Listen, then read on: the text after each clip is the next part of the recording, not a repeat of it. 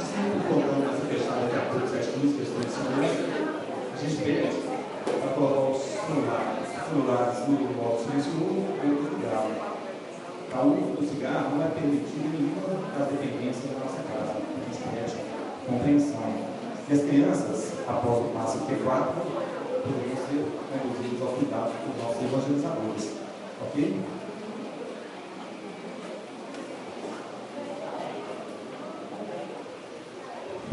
A leitura de hoje do livro Serenidade, uma terapia para a alma, pelo Espírito Alex Arthur, psicografia de Robson Pinheiro. O som está perfeito, gente?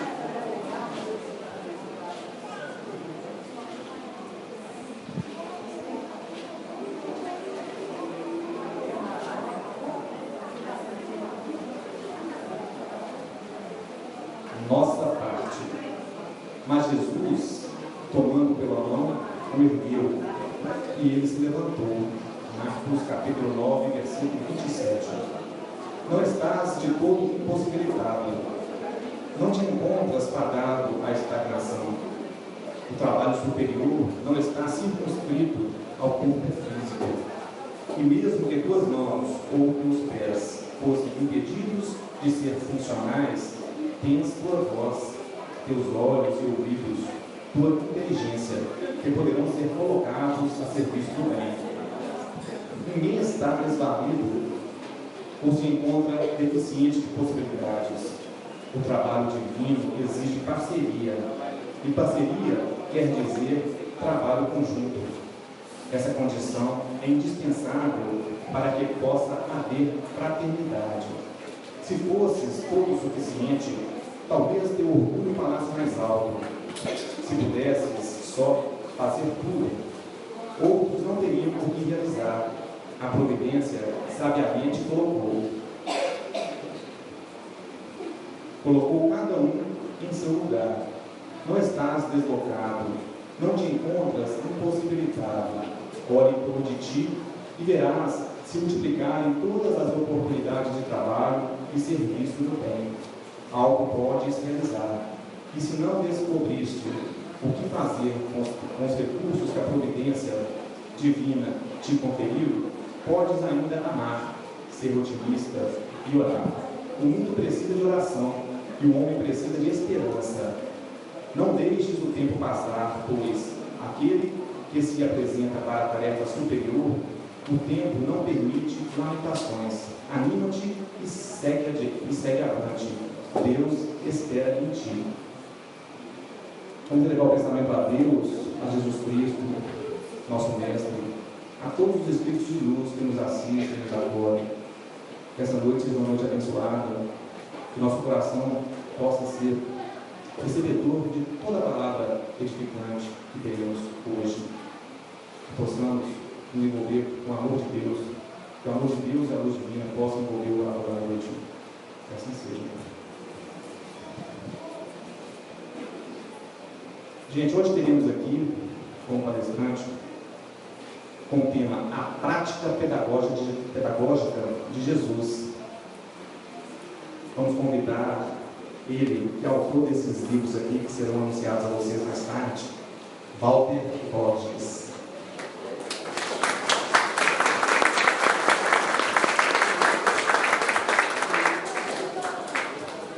Boa noite. Muito obrigado pela presença de vocês, pelo pessoal que nos convidou, pela oportunidade de estar com vocês. E nós estamos elevando os nossos pensamentos em prece, pedindo a Jesus que abençoe os nossos propósitos desta hora e que nos cubra com a sua paz. O tema que nos foi proposto é um tema relacionado com as práticas pedagógicas de Jesus.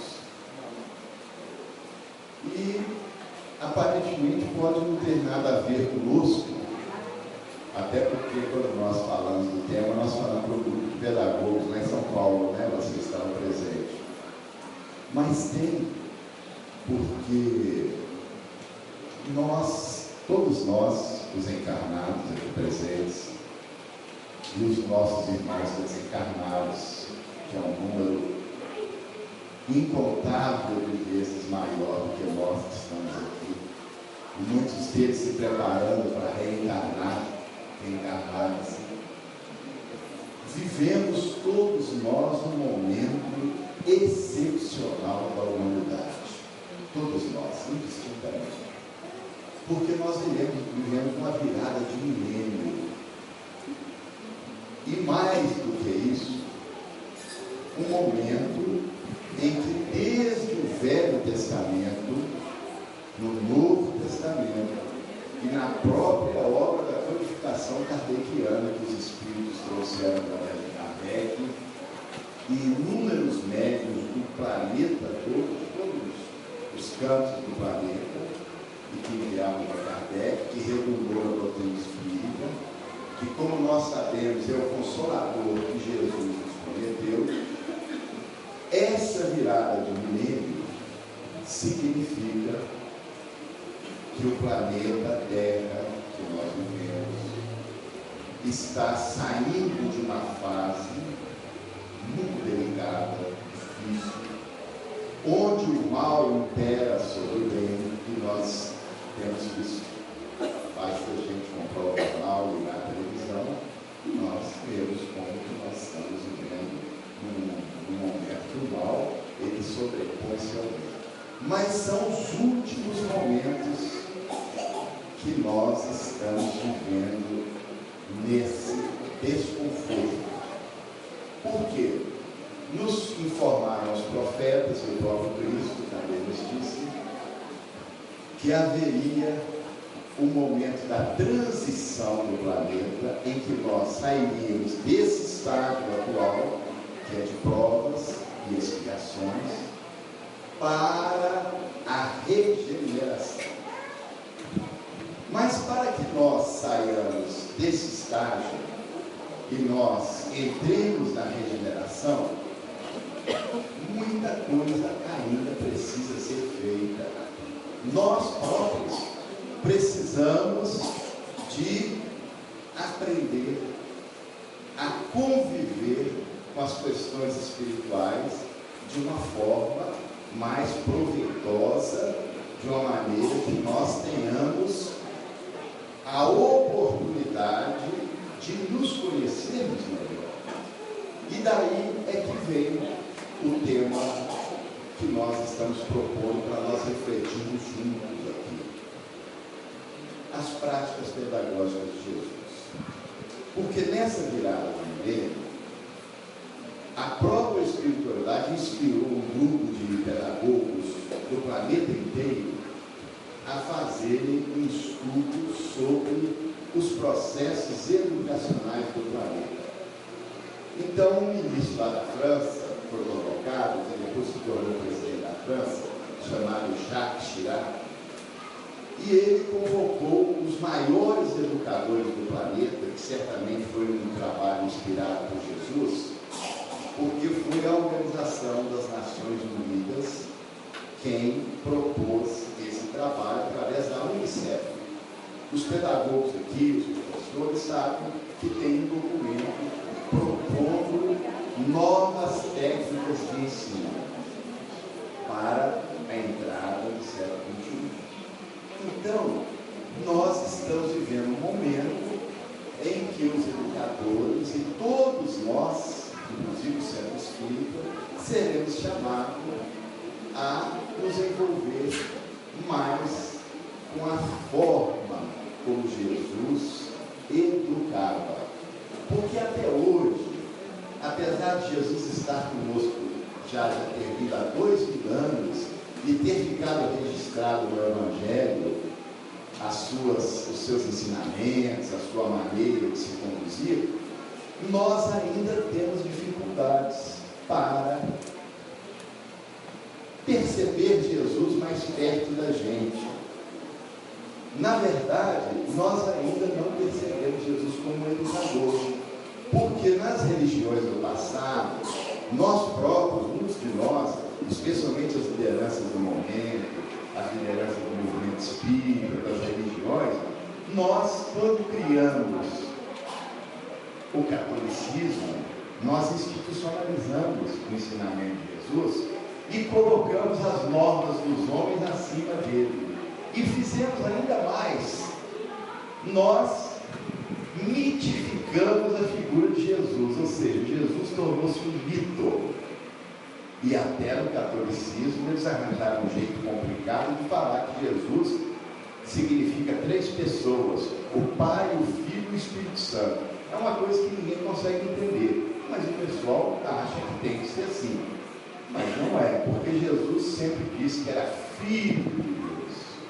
E disse mais ainda, disse que todos nós, os homens, faríamos tudo quanto ele fez e muito mais até. Mas o sacerdócio organizado foi lá e falou: não, Jesus é Deus. Para quê? Para ficar bem distante dos homens. Então é muito difícil para nós hoje desmontar essa ideia de que Jesus está longe de nós. Na verdade, ele está muito mais perto de nós do que nós possamos imaginar. Ele acompanha de pertinho todos esses movimentos do planeta, todas as nossas lutas, todos os nossos esforços, ele acompanha. Mas nós temos a dificuldade, porque vivemos muitas encarnações e foram condicionando na nossa mente que Jesus é um mito, é Deus. Então Jesus ficou muito distante, Maria de Nazaré ficou distante, os espíritos superiores ficaram distantes. Isso é fruto da educação. E é por isso que nós entendemos que quando houve aquela reunião durante anos, os pedagogos conversando sobre a educação do século XXI, ela foi muito relevante porque eles chegaram a uma conclusão. Eles concluíram que o futuro da educação vai estar assentado em 4 pilares distintos.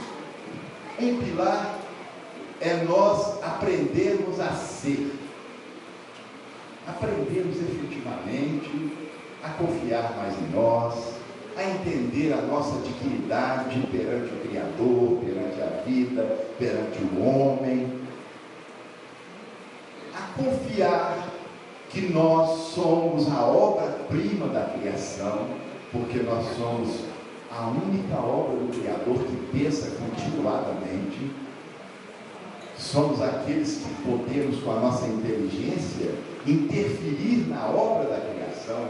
Nós interferimos no planeta, nós interferimos na mente das pessoas, nós interferimos na educação, conduzimos para o bem, como também às vezes conduzimos para o mal. Então, esses educadores chegaram à conclusão que aproxima do que Jesus fez quando estava aqui como educador. Eles concluíram que precisamos assentar no pilar do ser. Então nós temos que aprender a ser obra-prima da criação, filhos de Deus, autoestima, confiança de que nós efetivamente vamos chegar à perfeição, porque o Criador não fracassa, o Criador não erra. E quando Ele nos fez, desde o Velho Testamento está escrito lá, e todos os profetas vieram confirmando, e Jesus também, dizendo que nós somos herdeiros de Deus. Se nós somos herdeiros de Deus, e se Deus é a virtude máxima, é a perfeição, o que nós temos dentro de nós? Todos os seres temos todas as virtudes do Criador latentes. Alguém pode falar simplista, mas como é que Deus vai fazer espíritos como nós, que mata, que corta a cabeça, que rouba, que faz o mal? Estamos todos espíritos em aprendizado. Por que Ele não nos fez perfeito? Não nos fez perfeito porque Ele queria que quando nós alcançássemos a perfeição, nós tivéssemos à frente dele dignidade. Por quê? Porque Ele nos fez simples, ignorantes, e falou: agora vocês pensam continuar na mente, vocês vão aprendendo com a vida. E até nos deixou fazer escolhas equivocadas através dos milênios. Por que ele deixa os criminosos e aqueles malfeitores da humanidade, os corruptos, fazerem mal para a humanidade? Porque ele confia na obra dele. Ele sabe que eles terão a eternidade. Todos nós somos herdeiros da eternidade de Deus. Nós não vamos acabar nunca mais. Nós perdemos o corpo, mas o espírito continua. E nós vamos continuar aprendendo e reavaliando e consertando as coisas que nós fizemos errado até chegarmos à perfeição. Porque Deus não vai fracassar. E aí está o amor divino. Nos deixar fazer escolhas para que quando nós chegarmos à perfeição, que é a nossa destinação, de todos os seres indistintamente, nós chegamos com a cabeça erguida. Porque se ele nos fizesse perfeito, é igual um engenheiro que faz um computador, que faz um robô. O robô tem vontade? O engenheiro conduz. Mas nós não, nós temos vontade. E por isso que André Luiz nos diz que nós somos co-criadores. Co-criadores em plano menor, e na medida que vamos evoluindo, somos também co-criadores em plano maior.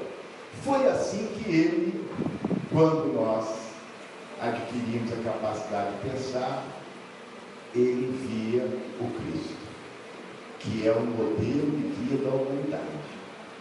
E Jesus foi muito claro. O único título que Jesus aceitou foi o título de mestre. Ele disse: vós me chamais mestre e senhor, e dizeis bem, porque eu o sou. Ora, se o próprio Cristo nos disse que ele é mestre e senhor, quando disseram para ele que ele era bom, ele falou: por que vocês me chamam de bom? Bom, só tem um, que é Deus, o nosso Pai Celestial. O título de bom ele não aceitou, transferiu para o Criador, mas o de mestre ele aceitou. Então, se ele aceitou o título de mestre, como é que nós devemos aproximar do Cristo, do Evangelho? Como aprendizes. Como aprendizes. E quanto menos passivo nós conseguirmos aproximar do Evangelho, melhor para nós, porque nós vamos aprender mais. Então nós temos que vencer, de alguma maneira, uma cultura que ao longo das várias reencarnações nós assimilamos, que é de nos sentirmos inferiores. Essa cultura da inferioridade foi colocada na nossa mente pelo sacerdócio organizado. E quando eu falo sacerdócio organizado, falo de mim também. E talvez de muitos que estão aqui, talvez dos dirigentes. Porque se nós estamos à frente hoje das questões espirituais, é porque nós já lidamos lá atrás com as questões espirituais. E nós colocávamos na cabeça das pessoas que Jesus estava muito longe, lá no céu. Os espíritos superiores estavam lá no céu. Por que é que nós fomos condicionando isso na mente das criaturas? Para que o sacerdócio entrasse no meio. E aí o sacerdócio controlava o povo. Então nós fomos acostumando a nos sentirmos inferiores, pequenos, e com dificuldade de atingir essa perfeição para a qual nós fomos criados. Nós achamos que nós não vamos chegar à perfeição, mas nós vamos chegar à perfeição, porque Deus não pode fracassar. Ele é a inteligência suprema, é a causa primária de todas as coisas. Mas ainda tem a educação atual que continua impondo às criaturas determinados conceitos que leva a criatura a achar que sabe, leva a criatura às disputas, leva a criatura a efetivamente valorizar o primeiro lugar, valorizar a nota máxima para conseguir o melhor emprego, o melhor salário, e induz a criatura, a todos nós, esse sistema educacional, a acreditar que nós sabemos das coisas que nós estudamos, quando na verdade nós não sabemos. E não sabendo, a gente acaba não fazendo, porque não sabe, então não faz. Então é o que nós vemos hoje, esse mundo do jeito que ele se encontra. Mas é uma necessidade que nós temos que aprender sobre isso. Jesus sabia plenamente, sabe que esse é o momento que nós precisamos viver, inclusive para aprender a valorizar as questões espirituais. Muitas vezes nós temos as doenças, é exatamente para que nós tiremos a mente dos condicionamentos a que nós fomos envolvidos pela educação, pela cultura, para que nós voltemos mais para as questões espirituais. Nós podemos sim recolher todos os benefícios, mas se nós não reformularmos a nossa maneira de ser e de pensar, nós acabamos entrando nos mesmos problemas. Por isso que quando Jesus curou várias pessoas após 1000 anos, nem todos conseguiram manter-se curados. Muitos voltaram a ter os problemas. Por quê? Porque eles não deram atenção à ocorrência espiritual em torno daquilo. Eles voltaram para os erros, voltaram para as viciações, consequentemente voltaram às dificuldades e às mesmas doenças. Então, a espiritualidade tem poder, mas nós precisamos de nos colocarmos frente à vida como aprendizes que temos que vencer determinados condicionamentos, porque nós estamos com grande oportunidade nessa virada de milênio. Jesus nos disse isso: vós me chamais mestre, Senhor, e dizeis bem, porque eu o sou. E disse mais depois, naquele mesmo momento, ele cingiu-se com uma toalha, e aí já começa a ver a prática pedagógica dele, que é uma prática que falava menos e fazia mais. Ele ensinava fazendo. Ele foi lá, nessa passagem, ele disse que era mestre Senhor, mas quando ele falou dele, primeiro ele entendeu o que as pessoas esperavam dele, quando ele disse que ele era mestre Senhor, que a gente dizia bem, que ele realmente era. Mas tem um momento lá naquela passagem que ele fala, ora, falando dele, ele falando dele, ora, se eu, Senhor e Mestre, vos fiz estas coisas, vocês também devem fazer uns aos outros. E vocês vão notar uma coisa interessante, que quando ele avalia o grupo, ele fala, vocês me chamam de mestre e senhor. Mas quando ele se avalia, fala, pois é, eu sou senhor e sou mestre. Ele inverte. Sabe por que ele inverteu? Porque tudo que ele ensinou primeiro ele fazia. O Senhor é aquele que colhe, que desenvolve a sua autoridade fazendo. Então não é aquele que fala, é aquele que faz. E depois pergunta. Jesus sempre perguntava depois, entendeis o que vos tenho feito? Não é o que eu tenho falado para vocês. O Evangelho não tem. Vocês entenderam o que eu estou falando? Não, ele sempre fala. Vocês entenderam o que eu estou fazendo?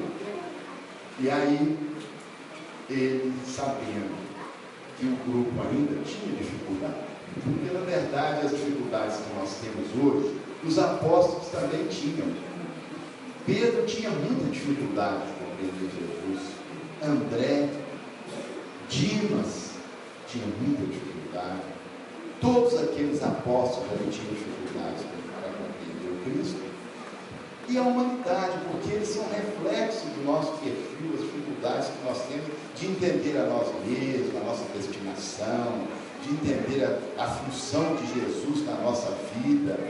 Então ele, vendo que havia muito bloqueio nas mentes dos apóstolos, como há na mente da humanidade, e ele estava deixando, porque o Evangelho, meus irmãos e minhas irmãs, o Evangelho não é um registro histórico da vida de Jesus, não, é muito mais. O Evangelho é um código de libertação espiritual, ele é um código, é para a gente estudar, para a gente conversar uns com os outros. E para a gente ir tirando dali conhecimento que possa melhorar a nossa forma de viver, para que nós possamos ser felizes aqui na terra mesmo. Não é para que a gente seja feliz lá no plano espiritual, é para nós sermos felizes aqui. Então, a gente vê que no sistema que ele trabalhou, naquele colégio apostólico, é bem diferente do sistema que nós temos hoje aqui no planeta, porque é um sistema simples, muito simples, era um sistema informal, mas com muita disciplina. Jesus era muito disciplinado, saía de manhã, à noite ele sentava com os discípulos e perguntava: vocês entenderam o que aconteceu hoje? Era sempre assim. Aí não entendi muito bem aquele assunto e tal. Então aí ele explicava: olha, aquilo aconteceu assim, assim, assim. Aí ele contava uma história de pesca, contava uma história de agricultura, contava uma história de cozinheira, de acordo com o ambiente, de acordo com as pessoas que estavam em torno. Ele contava uma história cheia de ensinamentos que nós hoje precisamos de ler, conversando uns com os outros, convivendo, a gente vai aprendendo. Então, eu gosto muito da expressão do Emmanuel, que é o príncipe Eduardo Chico, que ele fala que Jesus criou o colégio apostólico, ou seja, era um grupo de estudantes. Então, nós devemos procurar também nos colocarmos como estudantes dentro da casa espírita, um colegiado. No futuro, a casa espírita vai fazer o que Jesus fez, vai dividir os grupos em grupos pequenos. Depois ele teve o grupo de 70, mas ele mandava sempre de 2 a 2. Depois ainda veio o grupo dos 500, quando ele ficou 40 dias e 40 noites antes de voltar definitivamente para o espiritual materializado. Depois da cruz, na ressurreição, tinha o grupo dos 500 que ele falou lá na Galileia. Então ele foi formando os grupos e de 2 a 2 nos mostrando que nós precisamos de conviver uns com os outros. Nós, na cultura atual, na educação atual, a educação atual ela não favorece a convivência, porque nós vemos os anúncios e um anúncio em cima de disputa. O curso tal, os alunos tiraram o primeiro lugar, tantos alunos passaram na federal, tantos passaram na estadual, primeiro lugar, segundo lugar, quer dizer, disputa. Então a educação atual é em cima da disputa. Já no programa do Cristo, na prática pedagógica de Jesus, era a convivência entre as pessoas. Porque nós aprendemos conversando. Nós devemos ler, devemos pesquisar, mas perguntar o que você entendeu daquilo que você leu, que eu também li. E aí nos vai mostrar, e nós vamos ver que quando nós estamos lendo a Bíblia e não conversamos sobre o que nós lemos, nós muitas vezes passamos por parágrafos significativos importantes, não percebemos, mas o outro percebe. Então, o centro espírita, ele vai favorecer, tem favorecido cada dia mais a convivência entre as pessoas. Porque na relação entre as pessoas, a chamada relação interpessoal, mas com o Evangelho no centro, com a doutrina espírita, as questões espirituais no centro da relação, não é uma relação social, não é relação de ir para a casa do outro para fazer uma festa, ali surge uma fofoquinha, não, é uma relação com hora marcada, com dia marcado, para trabalhar, para estudar, depois, na medida que for aprendendo, conviver com os espíritos através do intercâmbio, da mediunidade, quer dizer, um processo dinâmico, sempre todos os processos, como sendo processos pedagógicos, que foi o que Jesus fez. Até a mediunidade, para Jesus, era um processo pedagógico, porque ele pegou 3 discípulos mais assim vividos, que foi Pedro, Tiago e João, e levou lá para o Monte Tabor, e aí eles viram Jesus limbado de luz, ao lado de Moisés e ao lado de Elias. Os discípulos ficaram impressionados, porque ele está mostrando o fenômeno mediúnico. Mas qual que é o recado que nós temos? Que um dia nós vamos precisar desenvolver as questões mediúnicas como aprendizes, não é como benfeitor desencarnado, não. Como aprendizes do bem, aprendendo com os espíritos superiores. Lá na questão 220 do Livro dos Médiuns, diz que a função da mediunidade é favorecer a criatura a compreender a verdade, dizer a verdade sobre a evolução, sobre a vida, sobre a lei que rege a nossa vida, e favorecê-la para a sua melhoria moral, porque é vendo as escolhas boas dos espíritos superiores e as escolhas equivocadas e infelizes dos espíritos em sofrimento que nós vamos escolher para que lado que nós queremos ir. Então, o futuro da casa espírita é estudar em grupo, praticar o bem em grupo, para aprendermos a ser bons, porque praticar o bem é obrigação de quem quer uma vida melhor. A gente tem que dar para a gente receber, a gente só recebe o que dá. Então, se nós queremos receber coisas boas, nós temos que habituar a dar. Se nós dermos flores, nós colhemos flores. Se nós damos espinhos, nós colhemos espinhos. É a lei de causa e efeito que nós conhecemos muito bem. Então, o trabalho de assistência que a Casa Espírita tem, não é um trabalho para a gente se tornar benfeitor das pessoas. É um trabalho para a gente aprender a prática do bem e que nós recebemos muito mais que aqueles que nós vamos ajudá-los. Porque nós não sabemos ainda o valor do pensamento. E quando nós estamos praticando o bem para alguém, nós estamos despertando dele pensamentos positivos. Amizade, consideração por nós, alegria em nos ver. E nessa hora nós estamos recebendo uma carga de energia magnética que nós não imaginamos o que ela pode fazer pela nossa saúde, pelo nosso equilíbrio mental, pela nossa paz, pela nossa tranquilidade, pela nossa sensibilidade espiritual, para que as intuições com os planos superiores da nossa sabedoria melhor. Nós não sabemos disso ainda, nós não conhecemos o poder do pensamento. E da mesma forma o pensamento negativo, quando a gente tem um conflito com alguém, quando a gente trata mal alguém, aquele pensamento vem até nós e pode causar problemas, saúde, indisposições e assim por diante. Então, Jesus, ele, sabendo que nós tínhamos bloqueios, ele observou o grupo, falou, mostrou, perguntou, explicou, perguntava, né?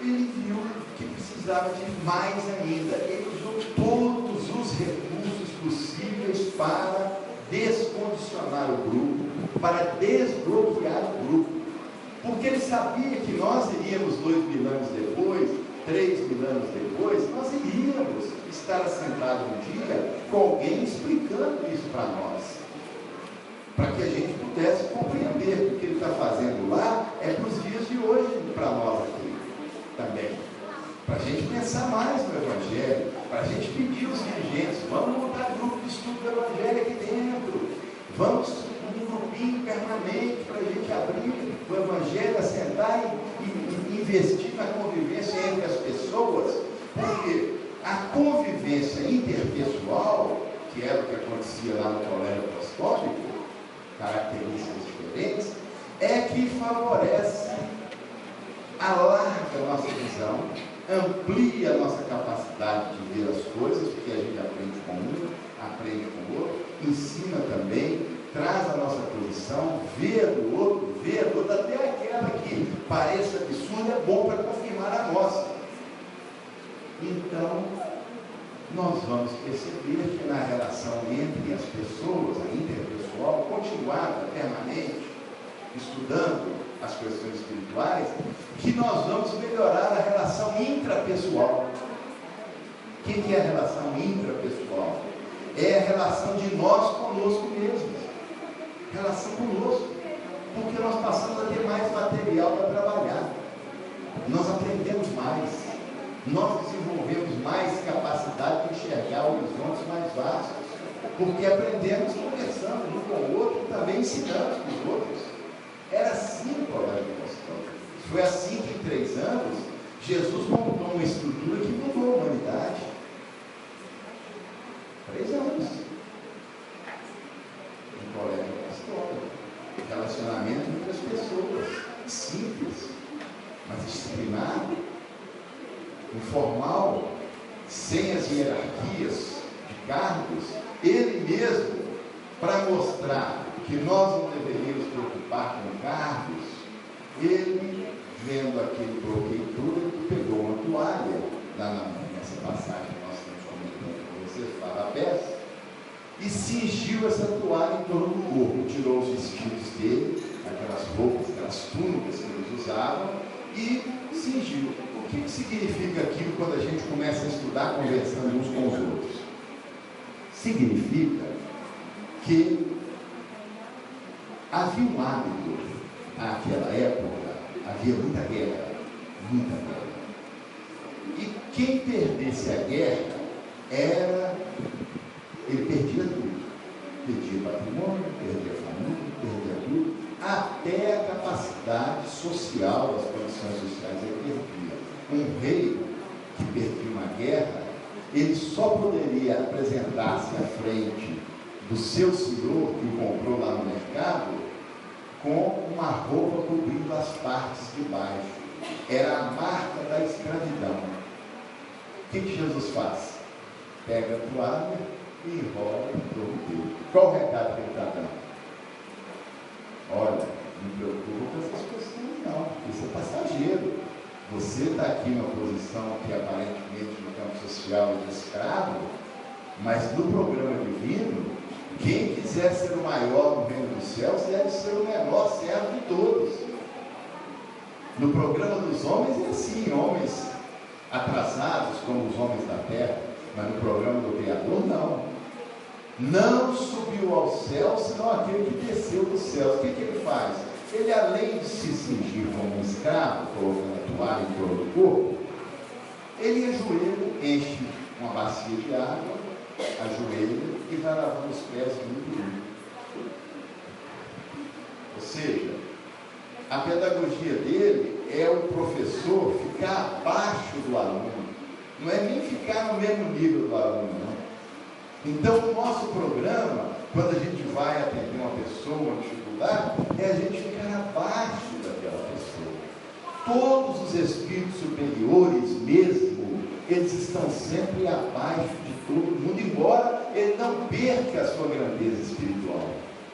Mas ele faz isso porque ele sabe que é lei divina. E nós temos que aprender a vencer o orgulho, a vencer as vaidades, a vencer esse desejo de supremacia pessoal, porque senão nós não vencemos. É programa do Criador. Quem quiser ser o maior no reino do céu, seja o menor. Isso é lei divina, lei divina. Então ele lava os pés a ponto do Pedro falar: olha, senhor, o senhor não deve lavar os pés. Porque o Pedro, como nós, ele pensava: como é que pode Jesus, esse ser que eu acabei de falar, que ele era o Filho de Deus vivo, o Cristo, o governador do planeta, como é que pode eu ajoelhar e lavar o meu pé e o pé desses discípulos todos? Aí ele já quis ser mais para os outros. Ele falou: não, o senhor não vai lavar meu pé, não. Jesus imediatamente falou: ó Pedro, se eu não lavar o seu pé, você não terá parte comigo. Como eu dizer, você está fora do colégio apostólico. Ou seja, não fez, não contemporizou. Ele já tinha escolhido Pedro para ser um líder do colégio apostólico, que era o mais velho, mais experiente. Mas Pedro, por isso mesmo, muito esperto, experiente, velho, ele acordou e falou: então, senhor, lava também a minha mão e a minha cabeça. Ele falou: não, Quem já tem a cabeça e a mão lavada não precisa, não, só os pés. Ou seja, você tem que aprender a descer. Você tem que aprender a ajoelhar no pé do outro, fazer para o outro aquilo que você gostaria que fizesse para você. Essa é a lei. Então, a prática pedagógica de Jesus difere muito da nossa prática pedagógica de hoje. Porque as pessoas querem sempre ganhar o primeiro lugar no FMG. Porque no colégio se ensina isso. Então, a realidade de hoje é uma pedagogia de conflito, de disputa, uns com os outros. Não é uma pedagogia que um é solidário ao outro, fala, vamos somar os nossos conhecimentos para que a gente saiba mais os nossos, mais do outro. Vamos nos ajudar, vamos servir uns aos outros, para que nós possamos ser mais felizes, para que a vida seja mais leve para todo mundo, para que ninguém precise de sofrer tanto, de se humilhar tanto, de depender tanto da boa vontade de alguém. Vamos nos ajudar. E é isso que nós vemos que vai acontecer cada vez mais dentro da casa espírita. Por quê? Porque nós estamos nessa virada do milênio e está reencarnando um grupo muito grande de espíritos ou outros órgãos superiores. Isso foi dito lá na Revista Espírita em 1868. E eles estão reencarnando para mudar esse estado de coisas. Espíritos que sabem muita coisa, que já conhecem, veem com a memória fresquinha de como funcionam os órgãos superiores, a vida, e vão implantar isso aqui. Mas ele vai precisar contar com o seu espírita. Está lá no capítulo da Revista Espírita, os Messias do Espiritismo, mensagens de José, de João Evangelista, de São Luís, que os espíritas não estão estudando ainda, e precisam estudar. Porque todos vocês que estão frequentando a casa espírita vão ser chamados a ajudar, e é uma bênção poder ajudar. Para quê? Para que quando chegar esse grupo, nós tenhamos uma condição melhor de dar o suporte que eles precisam para mudar a estrutura da humanidade. Porque hoje, na estrutura pedagógica que nós temos, a gente não vê dentro da própria família espírita os filhos dos espíritos, depois que eles vão para a faculdade, a maioria não volta mais para a casa espírita. Na evangelização, o pessoal vai e tal, né? No ginásio, enquanto os pais estão ali, mas quando eles saem do controle dos pais, eu trabalhei 30 anos no meu estudo primeiro, com jovens, e é o que eu mais vi, e ainda vejo hoje está pior que antes. Os filhos dos espíritos acabam não se comprometendo, não tem exceções. Mas por quê? Por causa dos processos pedagógicos, por causa da forma de ensinar, por causa ainda dessas mazelas que nós trazemos da educação formal lá de fora. Então, nós precisamos conversar mais sobre Jesus como pedagogo e não como Deus. Nós precisamos acreditar que Jesus está sabendo da gente. Jesus sabe o meu nome, sabe o seu nome, sabe o seu nome, sabe?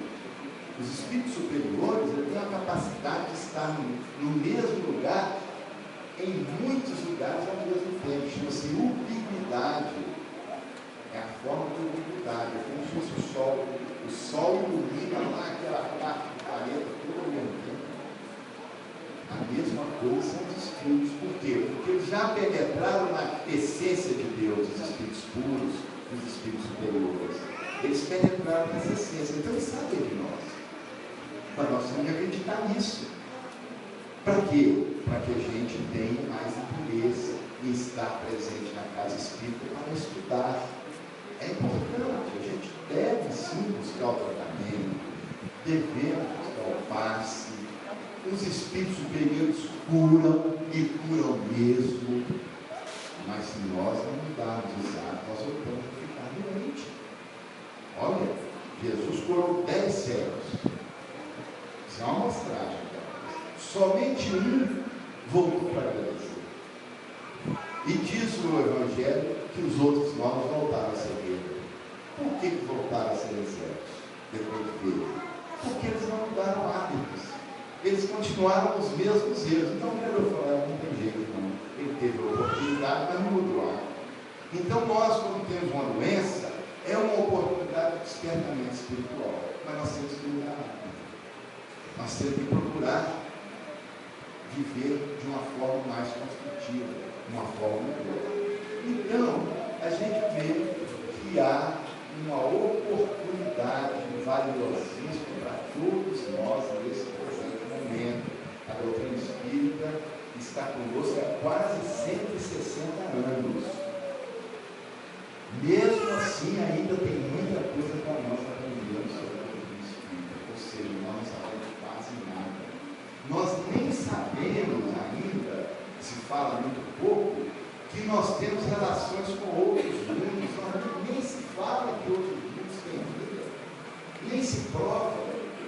Muitos de nós, está lá na pergunta 172 do Livro dos Espíritos, se um espírito, eles vivem em outros planetas. Os espíritos respondem sim, em muitos outros planetas.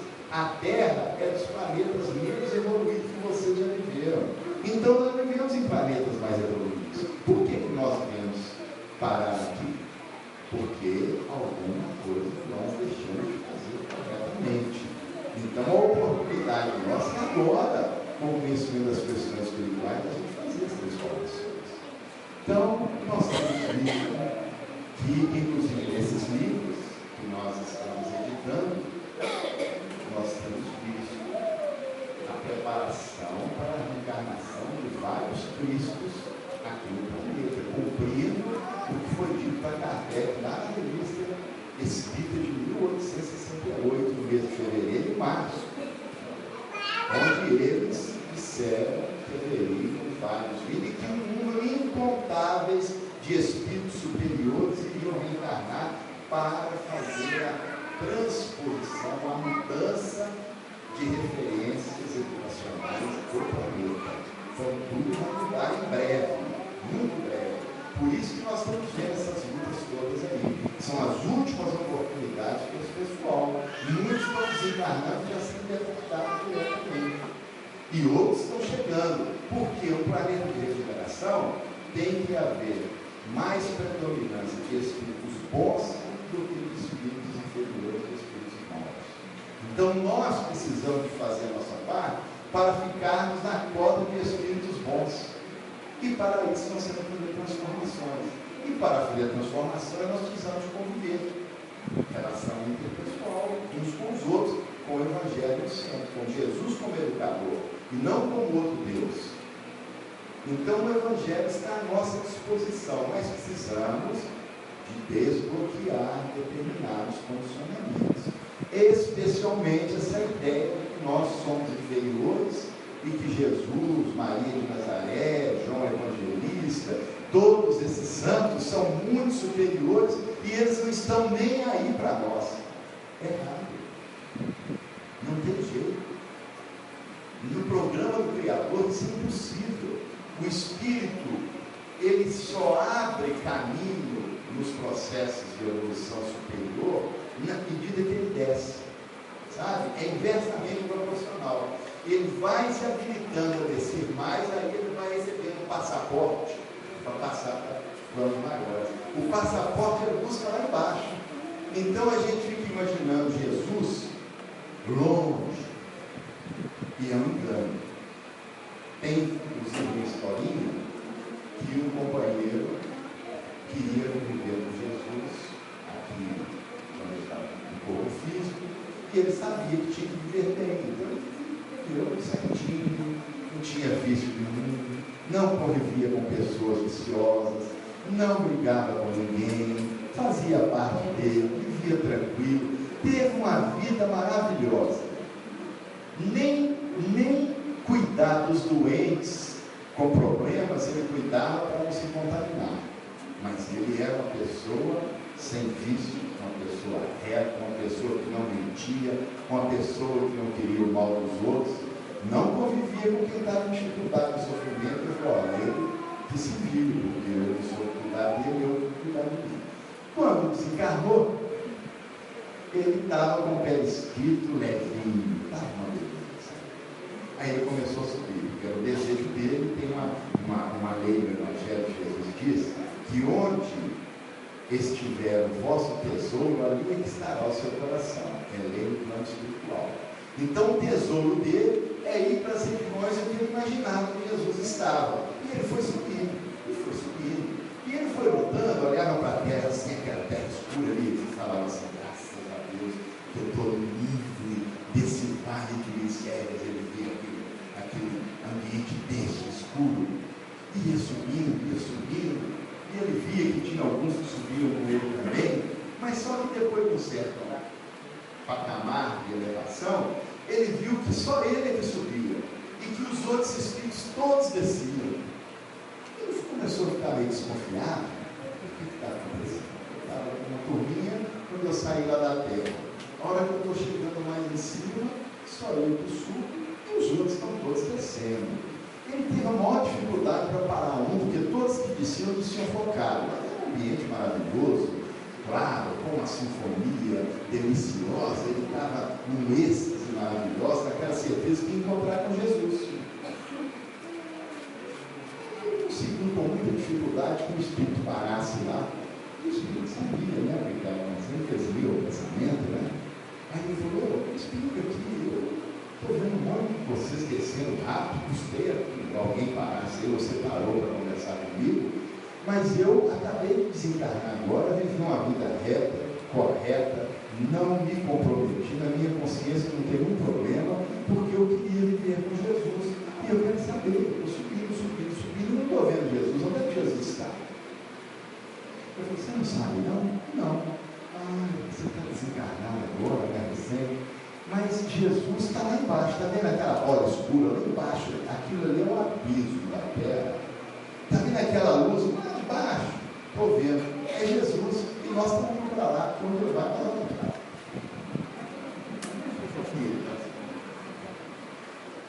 É o nosso engano. É o nosso engano.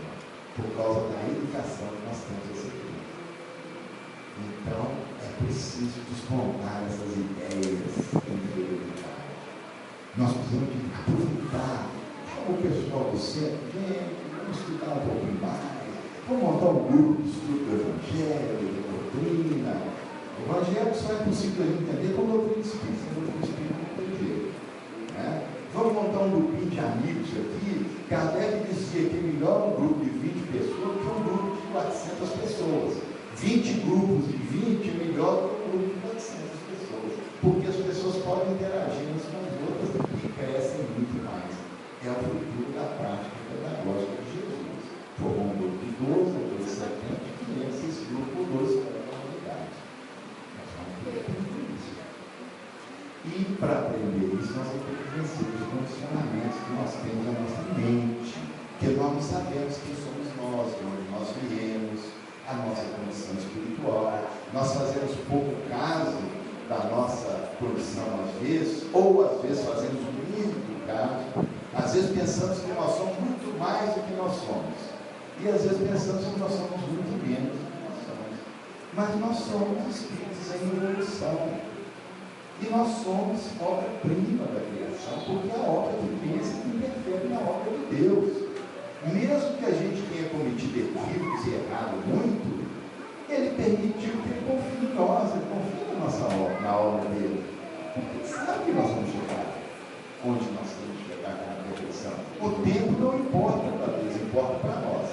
Quanto mais nós protelarmos, mais desconforto, menos satisfação. Tem só esse o problema. Então, quanto mais nós nos empenharmos, menos desconforto. Então, é preciso de nós vermos Jesus ajoelhando as pessoas, né? Jesus mostrando que é preciso aprender a servir os outros, que quem não descer não sobe. Jesus sempre descendo, Jesus sempre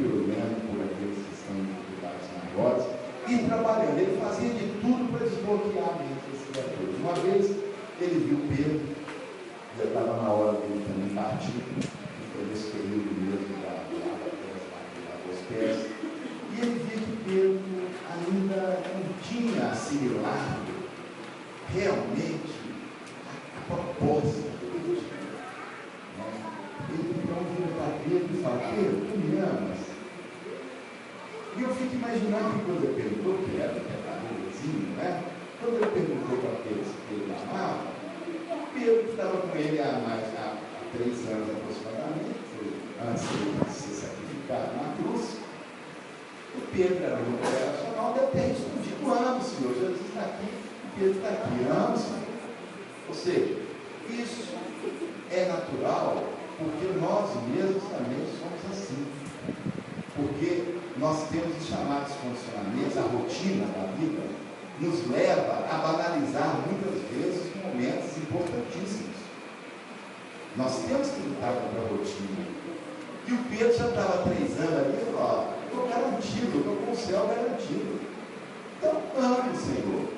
Mas Jesus sabia que iria responder dessa forma, perguntou pela segunda vez. E eu imagino que quando Jesus perguntou, pedagogo excelso como é, conhecedor profundo da natureza humana, ele perguntou com energia e sabia que Pedro ia reagir, porque ele conhecia muito bem os seus discípulos.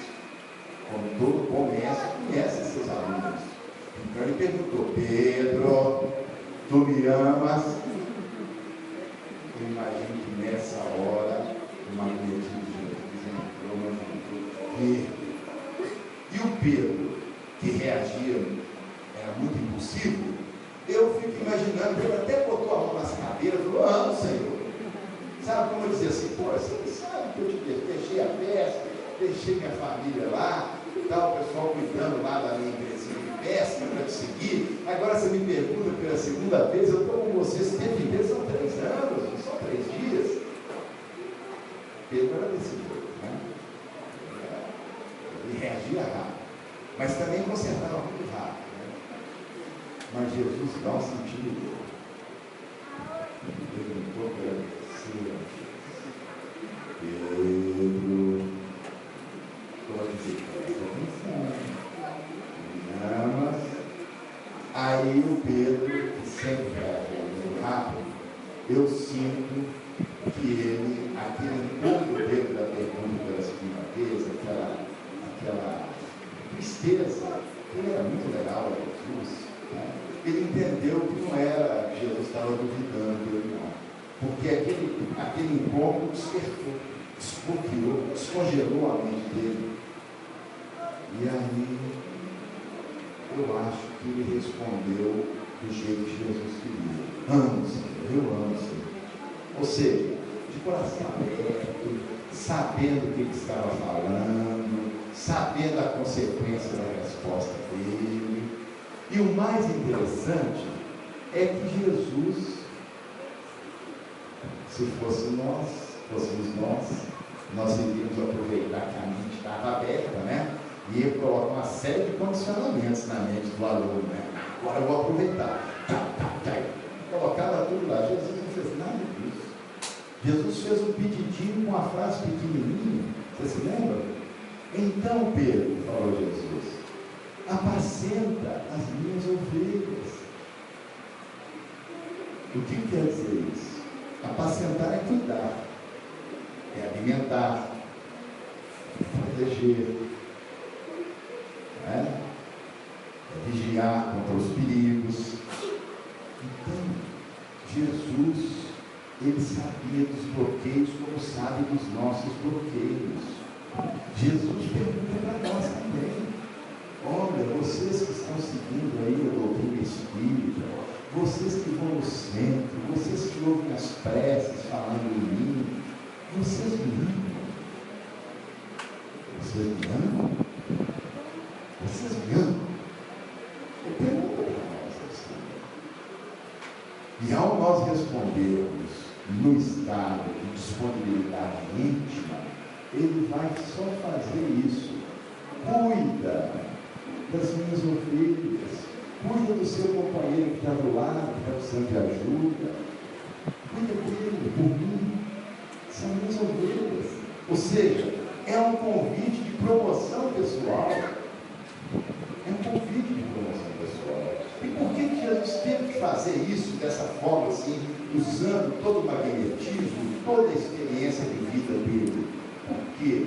Porque é muito difícil nós termos um estado de disponibilidade íntima para atender às nossas demandas espirituais.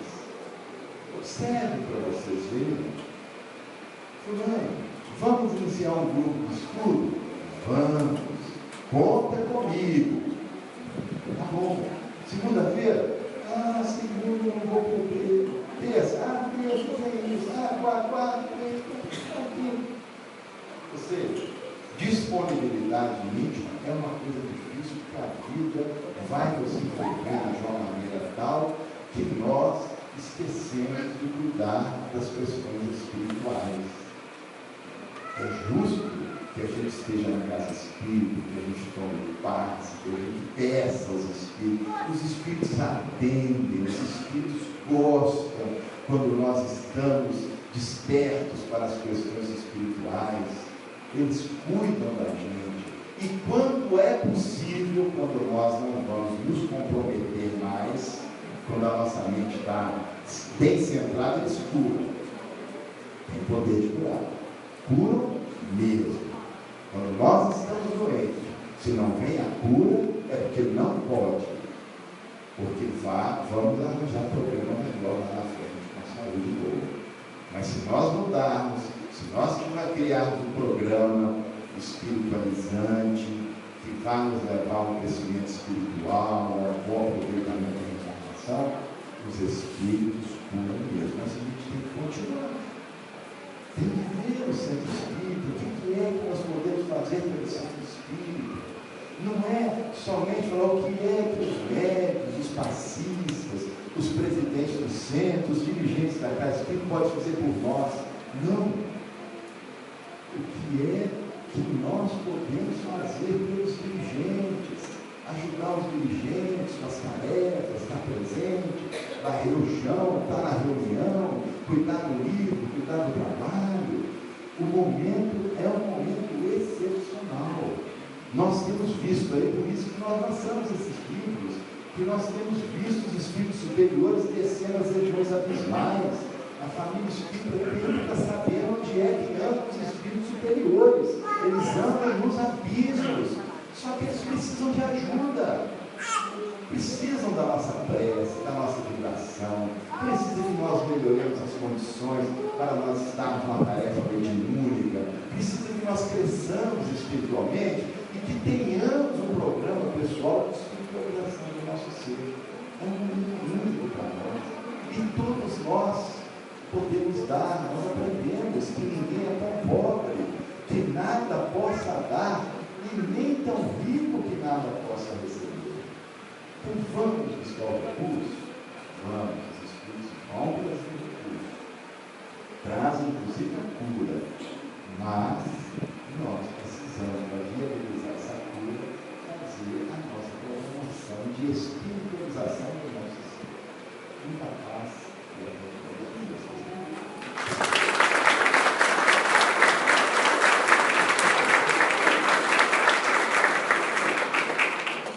Muito bom, né, gente? Palestrando da noite, uma obra que será apresentada agora para vocês. Ele iniciou seus trabalhos, Walter Borges, no movimento espírita, em 1969, no grupo Emmanuel de Belo Horizonte. Esse grupo foi o primeiro grupo espírita a estudar de forma contextualizada, imperativa, o Novo Testamento à luz do Espiritismo. Ele é membro fundador da Associação Elio de Amparo à Criança, da CARES, Caravana de Espíritas Solidários, da Associação Mineira de Pedagogia Espírita e da editora espírita Casa de Elio. Walter Borges trouxe essa obra para a gente, que está na livraria lá embaixo. O Marconi me pediu para apresentá-lo com muito carinho, né, eu subi aqui para fazer a apresentação, que é o livro Filhos Pródigos 1, De Volta à Casa do Pai, por diversos espíritos. Filhos Pródigos 2, o despertar da consciência, por diversos espíritos. E o terceiro volume, Filhos Pródigos, herdeiros da eternidade divina, por diversos espíritos. Essa obra do Walter estará à disposição lá na livraria, ele estará também à disposição para recebê-los, para fazer, autografar, os livros. Então, vamos prestigiá-lo, que a Casa de Vida recebeu com muito carinho, e a gente agradece muito, é um privilégio ter aqui com a gente, trazendo essas palavras e trazer essa obra para a nossa exposição na livraria. Vou chamar, aliás, antes de chamar, um recadinho aqui sobre o tratamento médico espiritual que vai acontecer sábado na Clínica Holística Joseph Kleber. As pessoas que tiverem interesse em fazer um tratamento físico, só procurar ali na mesa do Francisco, dar um nome, fazer ajudamento, ou então comparecer aos sábados, nesse sábado, dia 31, lá na Clínica Holística Joseph Kleber. O horário direitinho, como que é a programação, ele vai poder estabelecer para vocês.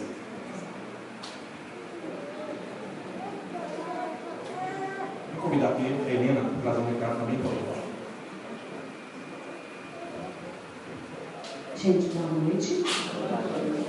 Bom, o recado que eu tenho para vocês é que nós estamos a pleno vapor com o nosso mutirão da solidariedade.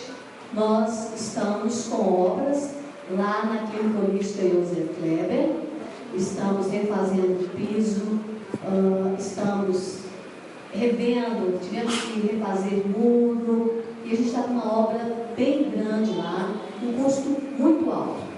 E o que a gente está fazendo para poder auxiliar, tá? Nós estamos com o mutirão da solidariedade, que vai ser o sorteio de uma moto, que vai acontecer no dia 19 de dezembro. Nós temos duas opções. Você pode adquirir um bilhete que custa R$10, onde você concorre com 2 números ali na mesa, ou você pode levar um carnezinho desse inteiro com 20 números e tentar vender para o seu vizinho, tentar vender para as pessoas lá do seu trabalho e conseguir contribuir com a gente. Vocês vão ver como que estão lá as obras. Quem for lá agora no dia 31 vai ver que o piso já está todo pronto. A gente esteve lá ontem. Essa é a Clínica Holística. É a segunda unidade da Uno Espíritos.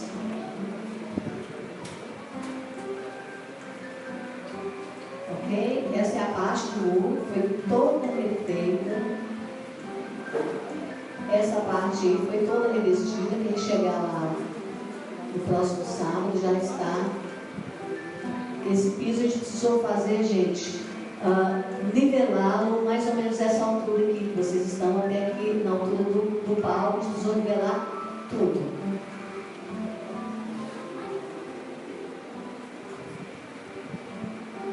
Então essa obra que já a gente está fazendo lá. E aí o mutirão da solidariedade é para a gente conseguir pagar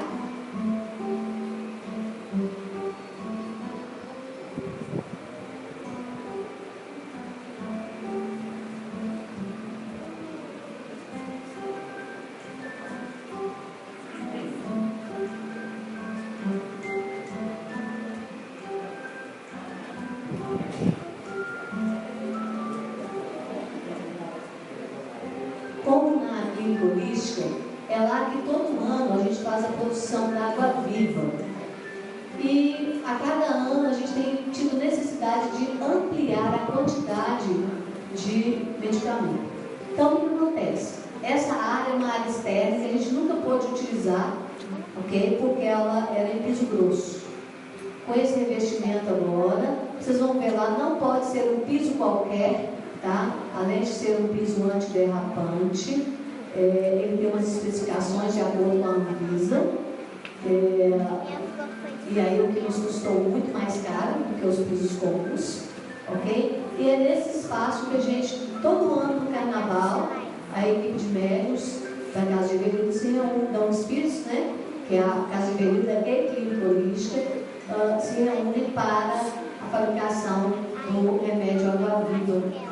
E no finalzinho do ano a gente começa a fazer já a convocação com vocês, porque o ano que vem a gente tem uma meta aí de produção. A gente sempre utilizou a água viva nas indicações de tratamentos. Com esse atendimento que José faz lá, tem sido um número muito grande de pessoas que têm sido atendidas, e aí o que acontece é que tem utilizado muito mais medicamento. Nosso estoque já está ficando baixinho, então a gente vai ter uma produção alta do ano que vem. Então esse mutirão da solidariedade é para a gente pagar aí essa obra. Quem quiser procurar o Francisco aí no final, o sorteio vai ser dia 19 de dezembro. Provavelmente daqui uns 15 dias a moto já deve estar aqui. A gente já pediu, tá? Então a moto já deve estar aqui para que vocês vejam. Obrigada.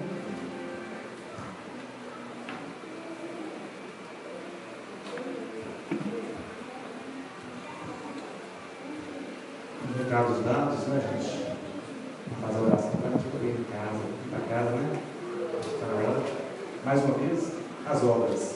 O nosso amigo Walter está na livraria à disposição de vocês. Não levar o pensamento a Deus, agradecer a bênção de estarmos aqui, agradecer a oportunidade do tratamento, que Deus nos envolva com o produto, com o amor, que possamos, cada dia, sermos pessoas melhores, aprendendo com os ensinamentos do Mestre Jesus. Assim seja. Então, gente, as pessoas que ainda não estão em paz, permaneçam nos lugares, as que forem se retirar, que se retirem.